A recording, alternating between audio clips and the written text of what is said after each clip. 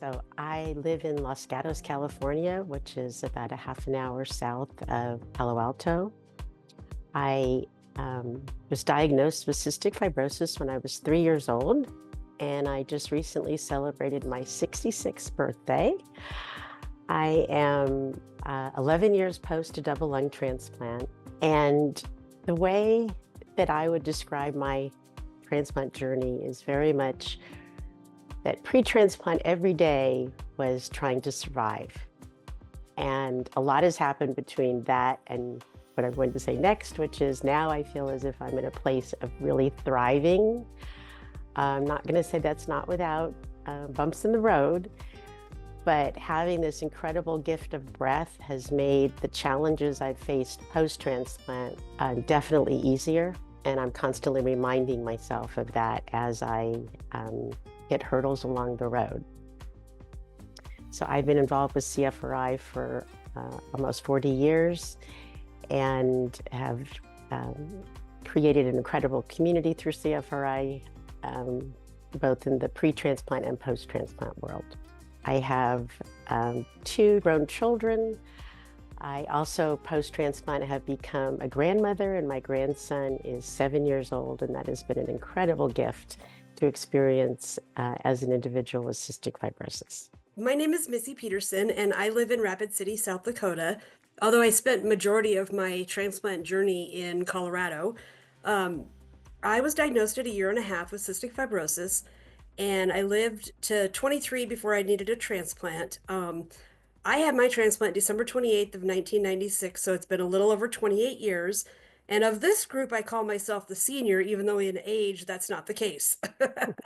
But my transplant journey has been quite interesting. I feel like it's probably one that's been all over the board.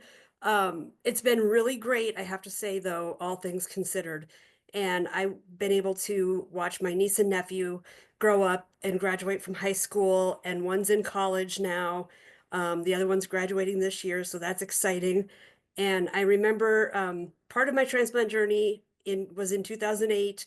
I went into triple chronic rejection, and I remember laying in that hospital room, seeing their pictures on my walls as motivation to get better and get the heck out of there. And the doctors didn't really expect me to live much longer after I went into the triple chronic rejection. And when I found that out, it kind of lit a fire under my butt. And I'm still here today to talk to you about all of this. And I have to say that I had 11 fantastic, wonderful years of being able to take really deep breaths, and which was absolutely amazing. I walk up mountains with friends who couldn't even believe I was walking up without getting short of breath. I spent a lot of years in my childhood in the hospital, and once I had a transplant, that all changed. And it's been great. I've been able to watch my parents grow old and help them out as well because they're in their 80s, and my mom's been diagnosed with lung cancer, so I'm kind of the roles have reversed, and I've been able to be a caretaker now, which pre-transplant I never ever dreamed of that because I wasn't supposed to live this long. And I'm 51 now, by the way. I'm not married. I have a dog. Her name is Sophie, and she's like my kid. And I don't have any other kids. Um, but it's been great, and I think about my donor every single day. She's with me, and she's helped me do a lot of things I never thought I could do before. Hi, my name is Willem Weary. I live just outside of Portland, Oregon in Lake Oswego. I am just turned 65 years old, so always 1 year behind Elise. Um, I was diagnosed with CF at the age of 8 and had a younger brother who passed at 17 when I was 18 and a half.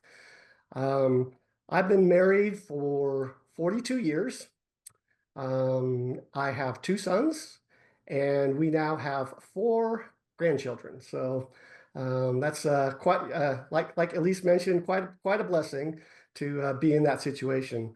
I am an avid snow skier, water skier, and was pre-transplant. And then for about 6 years, 7 years, there was none of that happening while I was on supplemental oxygen. Um, and then eventually, when I was 59, I got transplanted. So that was 5.5, 5 3/4, coming up on 6 years post-transplant. Um, So I have all this in a video I made, kind of going through everywhere from what it's like to be listed, going through the transplant process, taking your first breath, um, taking your first walk, and the result of all that is now I'm out snow skiing again. I'm out water skiing again. I'm out hiking at 10,000 feet, snow skiing at 10,000 feet. It's really been, the transplant journey for me has really been incredible, from barely being able to walk, around my house with an oxygen tank, to being so grateful that I'm able to do all the things that I love. We went from pre-transplant, I had just had my second grandchild, now there's four, watching them grow up. It's been really an amazing journey, and I'm so grateful. So look forward to sharing more of the story. If you ever want to look at any of my background and my yeah, my history, I documented it in a YouTube video. So just look for Willem's lung transplant journey.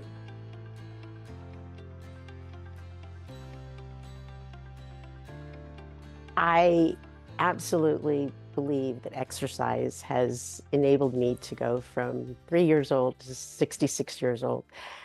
I was raised in a family where activity, it was never labeled as exercise just because the connotation might have been taken negatively.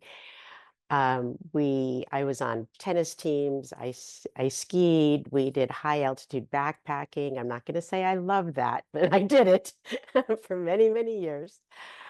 Um, and all the way up until my health started to decline, I would be seen with my two children in their playroom. I'd have my vest on and I'd be on the Nordic track doing my treatments. It was, to this day, I say exercise is not an option. It's the same as if other non-CF or non-transplant individuals, you brush your teeth every day. I feel that we need to do that pulmonary hygiene every day. I'm not coughing and clearing my airways anymore, gratefully, but I still am pushing the boundaries much more now post-transplant, having at 7 months post-transplant, myself and my care team, we did a half marathon honoring my donor and donor's family, and the following year did another one.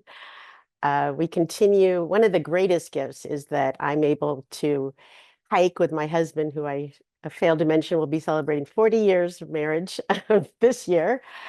He's 6'2", I'm 5'2", and I keep up with him on these hikes. And just to be walking with him from our house to, we go out now that he's retired, 8 miles every day.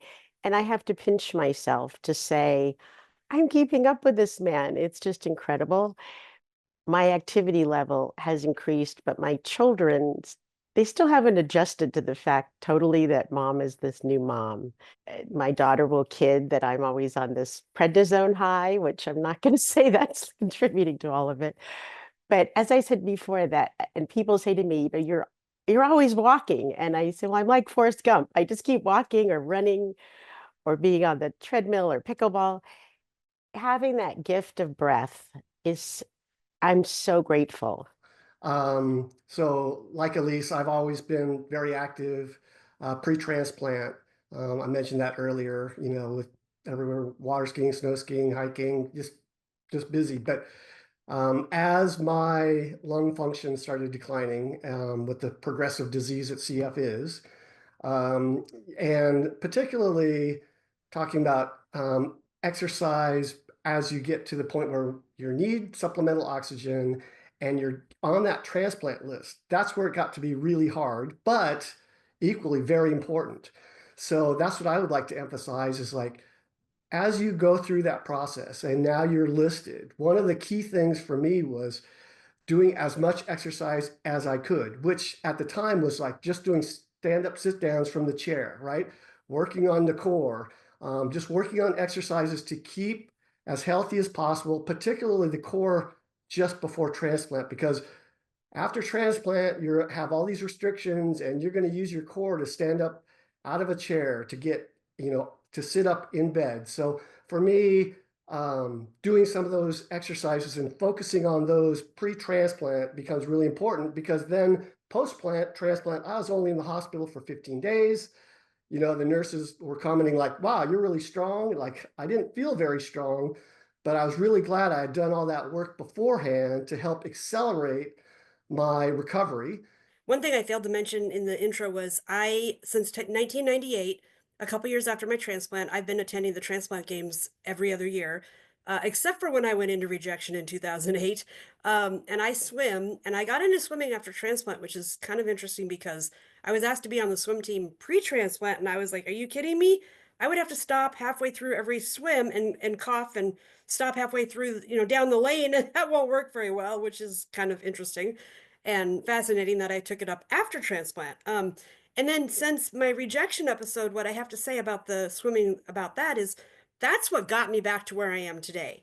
My doctors didn't expect me to make it. My mom told me that. I said, let's get down to the pool. And I had to learn how to walk. I had to learn how to talk. I had to learn how to eat all over again after my rejection episode because I was in the hospital for a month and a half. So we went down to the neighborhood pool with my oxygen, and I would swim from one end to the other and stop and use my oxygen and swim back. That's how I got my lungs back to where they're at. They're not great, but they're at about 50% lung function now, and I was at about 80 before I went into chronic rejection. So physical exercise is so important, especially when you're in chronic rejection as well. It can help you get back what you may have, some of what you lost, probably not all of it, but some of it. And if I don't work out, I feel it. And I know other people do too. That's, I think, part of the reason why I'm still here today is all the swimming that I've done. And I used to ski like Willem. Unfortunately, I've torn both my ACLs in my knees, so that is not happening anymore. And I would ski with oxygen in a backpack. And that was after transplant. That was when I was in chronic rejection. So it didn't really stop me from doing what I love to do. But yeah, exercise is so very important. And I think the other two stressed how important it is. So I will stop there. Um, Willem talked about the pre-transplant exercising, that the muscles that we needed to strengthen in order to have a successful outcome to our transplant.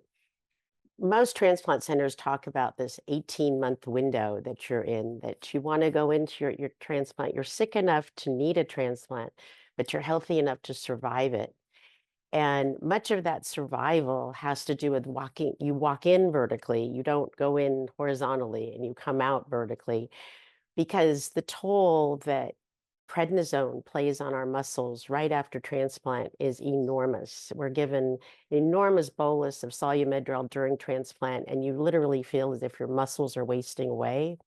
And then adding to that, the sternal precautions where we can't use our upper body, you think about getting out of bed without pushing yourself up, or just normal bodily things that you need to do using your arms. But I can't but encourage that, as hard as it is with oxygen on, it may take, I think it took me an hour then to walk a mile on the treadmill with oxygen. It's movement, and it's really important. And I wish the doctors would prescribe that, as the same way they prescribe medication. I think that we would have a much healthier outcomes and more rapid recoveries.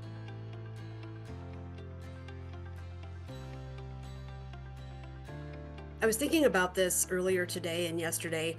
That was so long ago for me that some of this stuff is hard for me to remember. And that's partially due to some of the transplant medications we take. But I went to therapy, and I don't even really remember what we talked about other than it was going to be a change. And having a transplant is kind of like trading one disease for another almost. You have a whole new regimen, you have a whole new regimen of medications and whatnot. And I know one thing I had to think about a lot was somebody had to die for me to live. That's really hard to think about and deal with when you're going through the process of getting on the list for a transplant and then possibly getting a transplant, because there's two outcomes. One is either you're going to get a transplant and extend your life by X number of years, and that's still to be seen how many years those will be, or you're probably not going to make it and you're going to die. And those are two very difficult things to comprehend and understand and go through. And a lot of times right after transplant, they automatically put you on an antidepressant medication because they know your mind and body is going to be going through some of that stuff that you don't want to, you might not be able to handle or go through.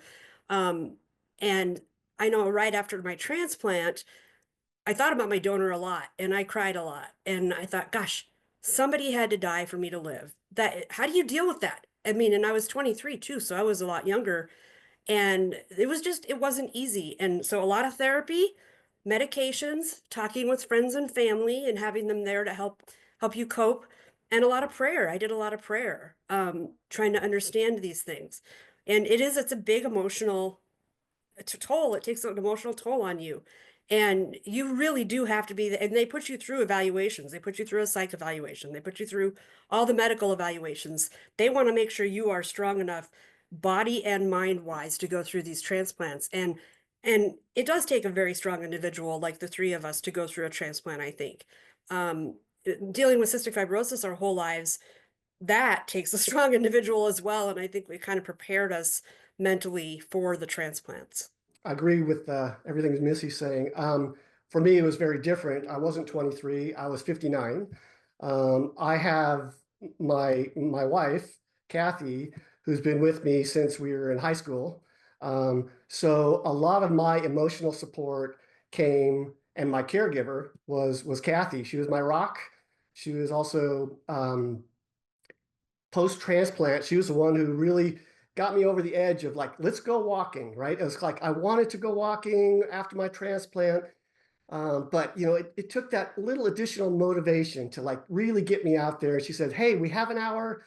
Let's call the nurses, get all the equipment that's required to go for a walk on those first, you know, that first week, 2 weeks. So for me, the emotional support was really having my caregiver, my wife, with me, and that's was huge for me. And I know a lot of people aren't going to have that type of support with them, but that was what I had. So I'm very, very grateful for that, and I'm very grateful to have her in my life. I agree with everything that Missy said, and going through the reality of knowing that somebody did have to pass away, and they'd made that decision they would become an organ donor was something that took a while to process. I'm still very mindful of that. I think all of us every day we wake up in the morning and take that breath, and you're reminded, that these are true gifts. And also, like Willem, my rock, I would say, is my husband, Craig. And he has always been from the beginning of our relationship. It takes a very unique individual to live with somebody with a disease like cystic fibrosis. I mean, it is the roller coaster that it's like the e-ticket at Disneyland, where it's like the highest highs and the lowest lows.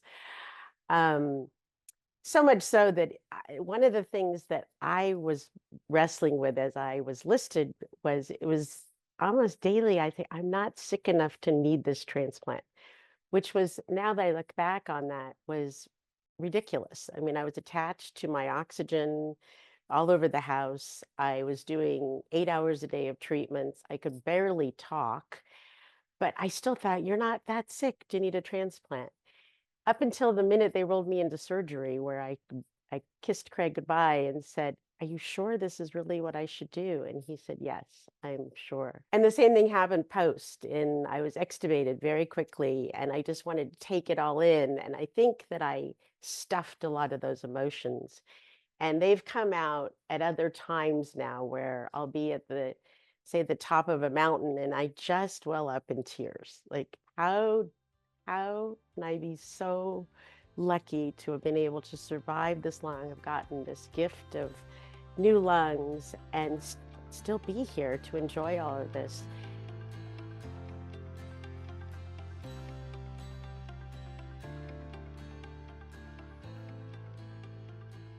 As CF individuals, we are at an increased propensity for epithelial cell cancers. And then you add immunosuppression on top of that, it increases our cancer risks sizably. The epithelial cell cancers include skin, colon, pancreatic, lung, stomach, I'm trying to think of esophageal. Almost every cell in our body is an epithelial cell cancer. And while I've been personally impacted by what is called squamous cell carcinoma, which is a form of very aggressive skin cancer post-transplant. My family, because my mom was a carrier and my brother was a carrier, they both passed away from lung cancer, and my mother from lung cancer, non-smoking lung cancer, and my brother from colon cancer. So I am a huge advocate of colonoscopies. They're a necessary evil, but as we always say, the prep may be hard, but the disease is much worse. And skin checks for skin cancer. The beauty of some of these cancers is that screening can really prevent a horrible outcome.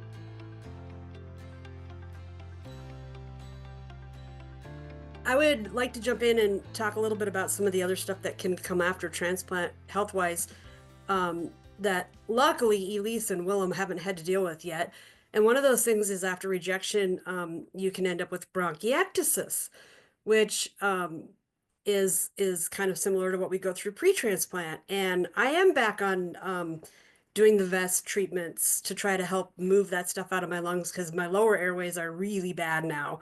And then I do hypertonic saline nebulizer treatments again. So sometimes if you go into rejection, and even just sometimes after transplant, if you get sick, you end up having to use some of those things again. But also due to the medications, one of the other things that the medications can cause to happen is the need for a kidney transplant because they do a number on our kidneys. And mine, I've been in kidney failure, I would say, for at least 10 years now. But I finally got on the kidney transplant list a couple of years ago in December. So I'm still waiting for a kidney transplant. That's another thing that we may have to deal with after lung transplant is needing a kidney transplant or even maybe a liver transplant. And so those are just some of the things that go along with it.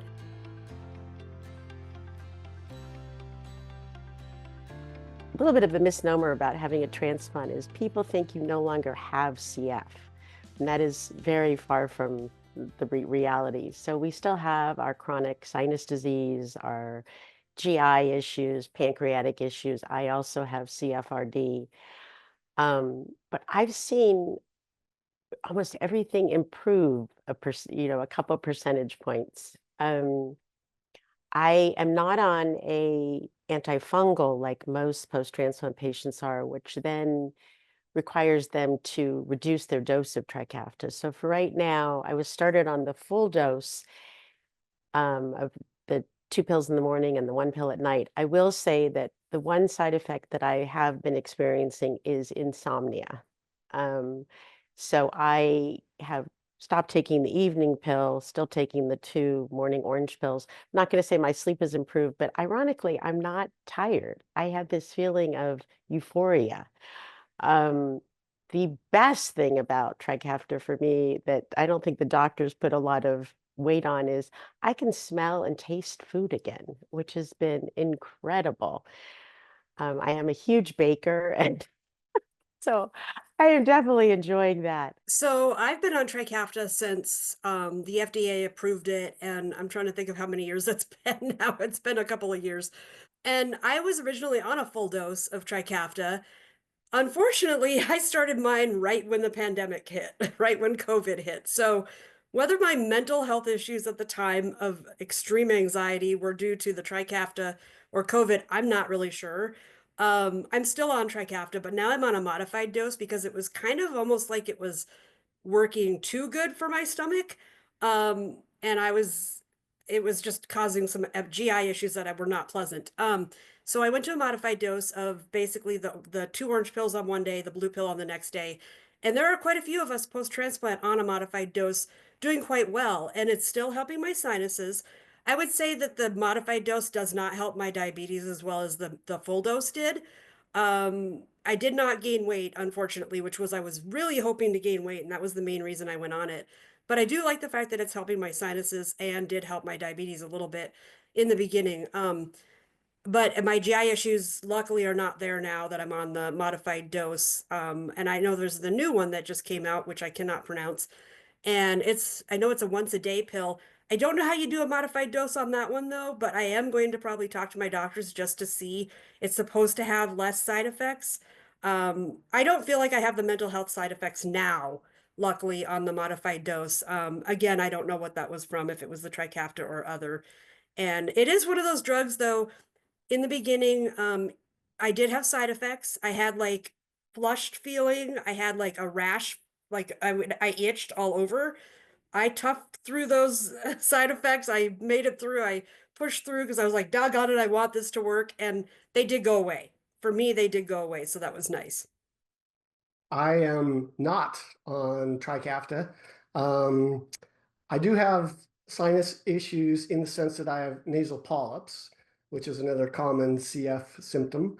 The last time meeting with my ENT before I had polyps removed, we did talk about Trikafta and whether that would help my sinuses. And after he and I both doing our separate research, we didn't find anything conclusive that would say that starting Trikafta would actually help or reduce or slow my body's production of nasal polyps. So we decided, and I really didn't want to mess with the side effects of Trikafta, so I'm not on Trikafta and not regretting it so far, but it's an option for me in the future if I ever need it.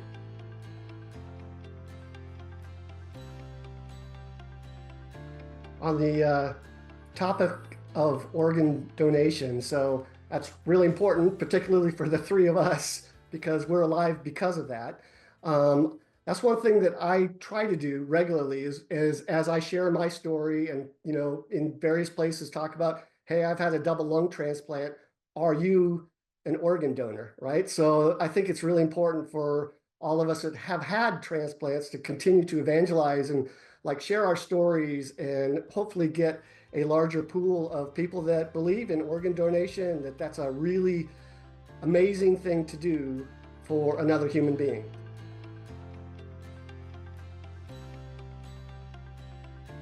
I did at a year, we were able to reach out to our donor families. I have not heard back from them though. And I'm very respectful of that, but my living on and celebrating, they're still grieving. At my center, which was at the UW up in Seattle, there is no, they don't ask for you. They say, contact your donor or is through a third party as soon as you're comfortable doing that. So I've written 4 letters to my donor.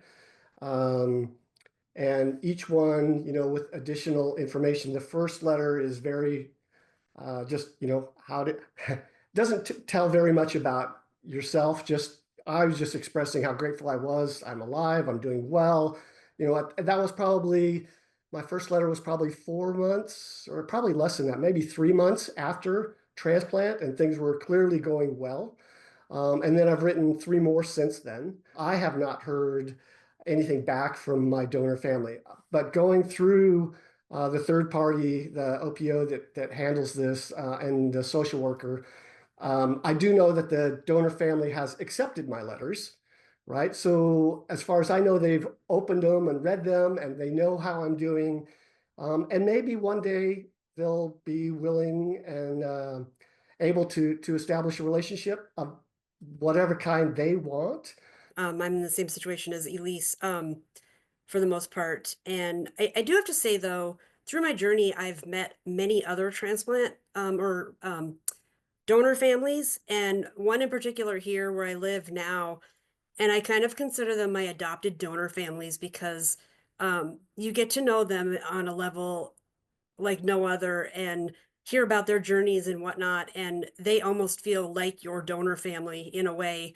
And the gal that I've met here, it was crazy because she lost her daughter a year before my transplant. So when I heard her tell me the number of years it had been, at first I did a double take. So I was like, wait, oh wait, no, it was a year later that I had my transplant. But you kind of think about, wait, was that oh no, that wasn't my donor. And so it's kind of an interesting thing, but I have 2 donor families that I'm very close to. And one of them is not mine though, and I do wish that was the case.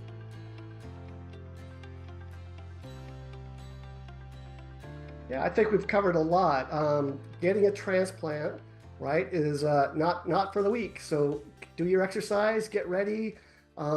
And don't wait too long before you start talking with your CF clinic and your providers about transplant. I almost did. I agree with Willem about not waiting. I think that I had an advocate at the hospital, up at Stanford Hospital, who encouraged me to look into transplant earlier than I would have thought of looking into it. But I do want to give credit to our CF community and those of us who are living with CF for either a few years or many, many years, from what point you were diagnosed. I know you're born with it, but from where you're diagnosed, is that we are taught to manage so much in our pre-transplant days with medication, with therapies, with doctor's appointments, and with compliance, that getting through a transplant and having, as we've talked about, you're trading one disease for another, we're trained to handle this new, I don't like calling it a disease. I feel like it's a new, pretty incredible life post-transplant. Whereas other populations that I've done some work with who did not have cystic fibrosis, it was such an assault to their body, their day-to-day practices, when they would say, oh my gosh, I have to take so many medications. And I'm thinking, yes, it's a handful of medicine twice a day. It's such so easy. And I will share that we had, I had 8 hours of respiratory treatments, and they're saying, oh my gosh. So if you find yourself facing transplant, think deep in your heart that you will get through it and you know what to do. We're a, a very resilient and strong population, and this new disease that we trade for is very doable. Lung transplant is an interesting journey for a lot of people. And I will say, it can go both ways. It can be very good, and there can be some bumps in the road for some people. As I've have friends who have, had some not so great experiences. So I don't want people to think that it's going to be all great and wonderful and roses and everything else, because there are some issues people have. Now, I was fortunate. I had 11 really good years of breathing.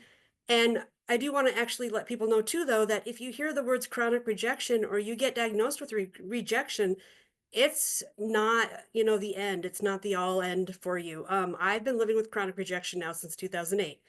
And I have other friends that have been living with chronic rejection for over 10 years. It's still possible to live your life almost as full as you did before you went into rejection. And I just want want people to know that it's not, it's kind of like, I guess, just being diagnosed with one more thing, and like Elise just said, we are prepared for that pre-transplant with our CF and all of the treatments we have to do and all the other medication regimens we're put on.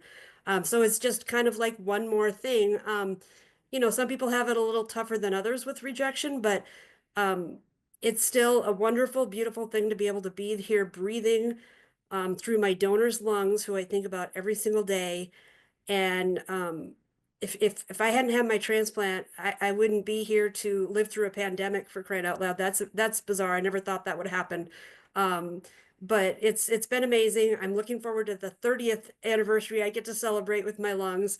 And it should be pretty spectacular. But lung transplant is definitely worth it if you have to get one, I have to say. The three of us have had wonderful lives with our new lungs, and we continue to keep looking forward to the next day.